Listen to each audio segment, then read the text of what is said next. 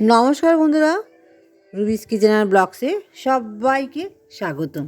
আশা করি তোমরা সবাই ভালো আছো, আমিও ভালো আছি। চলে এসেছি নতুন আরেকটা ভিডিও নিয়ে। না, আজকে কোনো রান্নার ভিডিও নয়। আজকে তোমাদের সাথে আমি যে সারাদিন কী করি না করি, কাজকর্ম কোথায় যাই, সেগুলি তোমাদের সাথে ছোট্ট ছোট্ট করে শেয়ার করছি।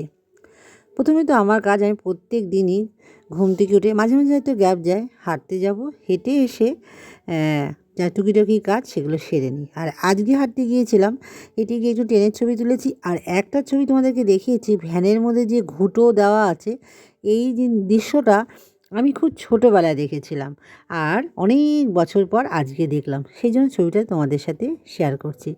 তা হাঁটা পথেই, যেহেতু বৃহস্পতিবার, তো মাসির ওখান থেকে একটু ফুল নিয়ে, হনুমানজির মন্দিরের পাশেই বসে মাসি, ফুল নিয়ে হনুমানজিকে প্রণাম করিয়ে হনুমানজিকে সমস্ত কিছু বলে এসে বাড়ির, প্রত্যেক দিনই আমি করে থাকি, বাড়ি এসে দেখি বিড়ালের সঙ্গে আমার মেয়ে খেলা করছে অত সকালবেলায়। বোঝো কাণ্ডটা।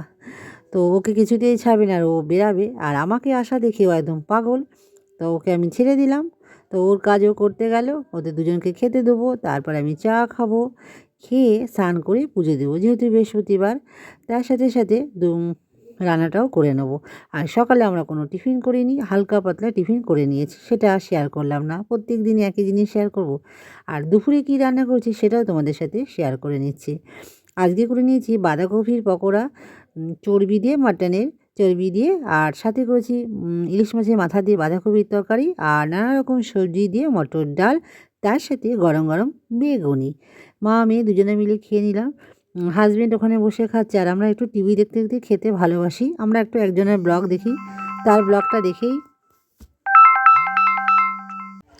তো ওই যে আমরা দুজনে খেয়ে নিলাম, খেয়ে দিয়ে তা একটু বিশ্রামও করবো, কী করবো না, সঙ্গে সঙ্গে বেরিয়ে যাব সন্ধ্যা দিয়েই বইমেলাতে।